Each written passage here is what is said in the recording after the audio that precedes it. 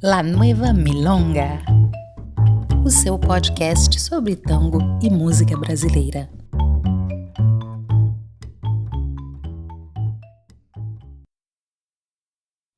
Olá, esse é o segundo episódio de La Nueva Milonga, o seu podcast sobre tango e música brasileira.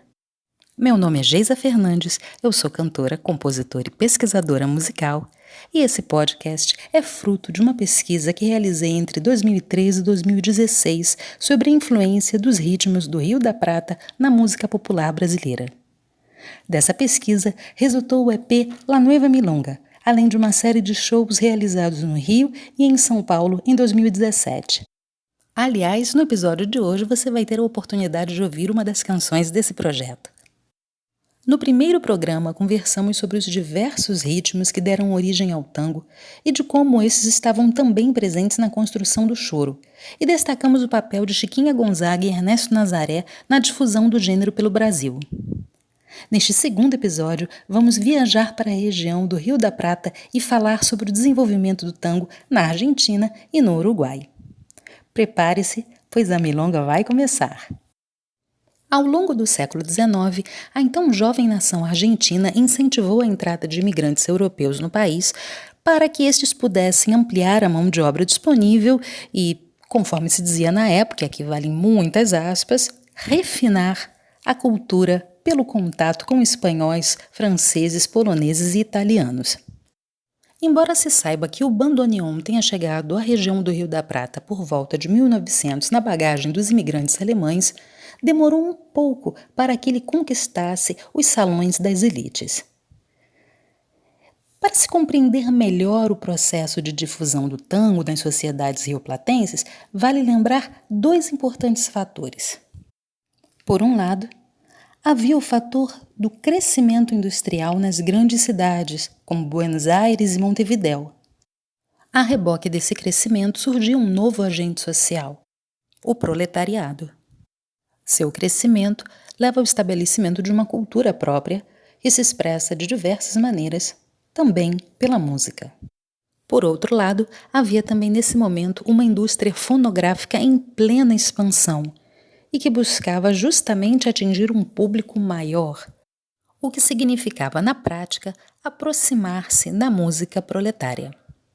Mas havia um obstáculo a ser transposto. Assim como havia acontecido com o maxixe e a moadinha no Brasil, o tango era visto como ritmo e uma dança vulgares. Os instrumentos musicais das primeiras formações de tango, essas que se apresentavam nos cabarés, bares e cafés, eram o violão, a flauta e o violino. E são raros os registros escritos desses primeiros tangos, porque eles eram executados sobretudo de ouvido, em rodas, nas quais cada músico fazia uma contribuição através do improviso. Foi mais ou menos em 1917 que começaram a surgir as primeiras variantes formais do tango. Uma delas foi o chamado tango-canção. O tango-canção era um tango feito com uma letra, ou seja, um tango para ser cantado. A letra passa a ser uma parte essencial do gênero. E, consequentemente, os cantores de tango passam a ser cada vez mais valorizados.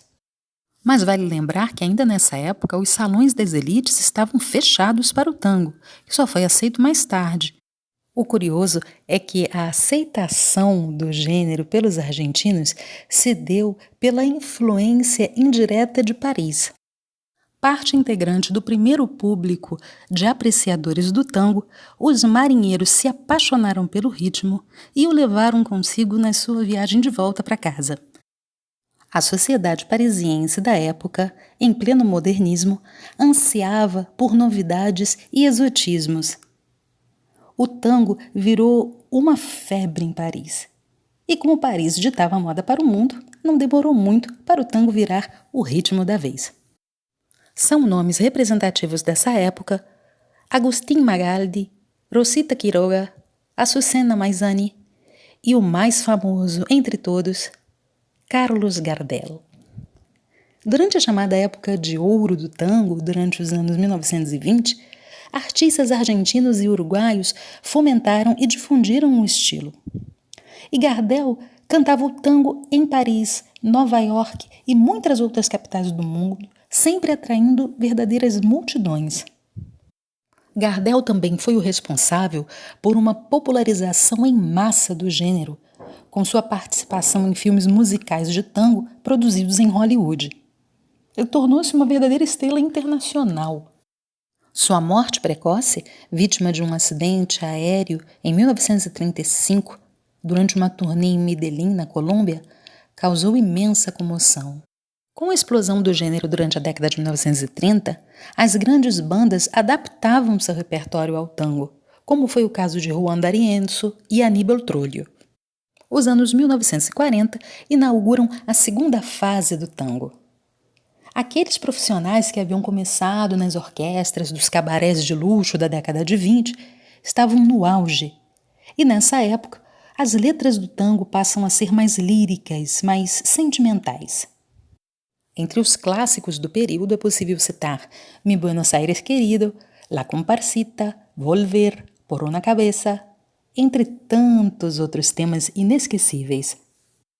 Dentre os grandes deste período, destacam-se Francisco Canaro, Osvaldo Pugliese e Astor Piazzolla.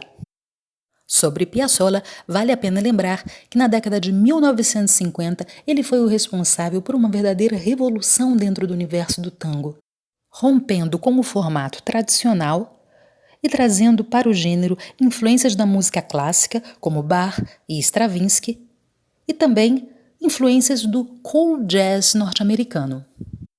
Já deu para perceber que o tango tem muitas faces, mas uma das melhores descrições da sua alma foi feita por um brasileiro, sim, pelo poeta Manuel Bandeira, em 1930. O poema, Pneumotórax, está no seu livro Libertinagem. No poema, após um diagnóstico devastador sobre a situação do pulmão do paciente, o médico diz que a única coisa a ser feita é tocar um tango argentino. Mais do que somente uma dança ou um gênero musical, o tango também representa um estado de espírito, dramático e poético ao mesmo tempo. E é com um tango argentino que encerraremos o episódio de hoje, o clássico A Media Luz, de Carlos Lenzi e Edgardo Donato, sucesso na voz de Carlos Gardel, incluído no repertório do meu EP, que leva o mesmo nome desse podcast, La Nueva Milonga. Ficamos por aqui, mas você já sabe, para continuar a conversa e conhecer mais sobre o meu trabalho, acesse a minha página www.geisafernandes.com e entre em contato comigo. No próximo episódio, vamos tratar da trajetória do tango no rádio brasileiro e falar sobre o futuro do gênero. Muito obrigada por sua companhia e até lá!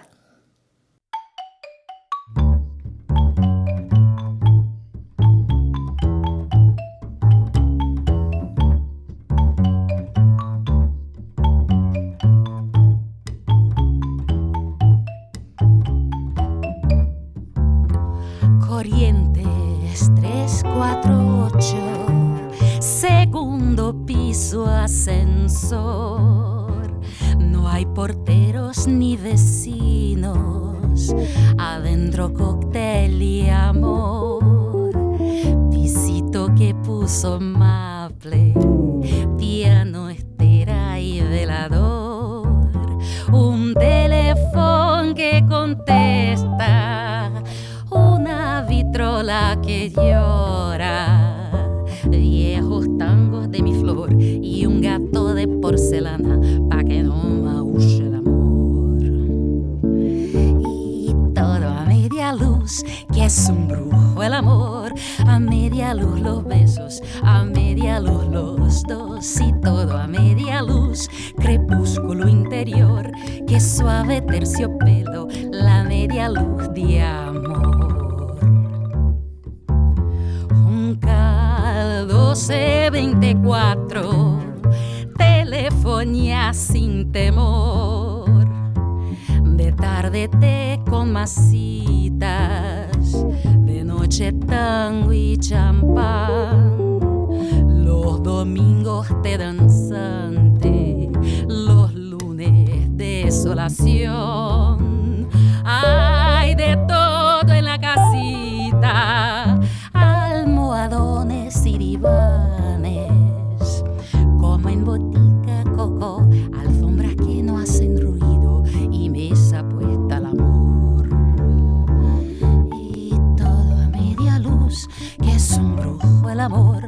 media luz los besos, a media luz los dos y todo a media luz. Crepúsculo interior, que suave terciopelo, la media luz de amor y todo a media luz, que es un brujo el amor. A media luz los besos, a media luz los dos y todo a media luz. Crepúsculo interior, que suave terciopelo, la media luz de amor.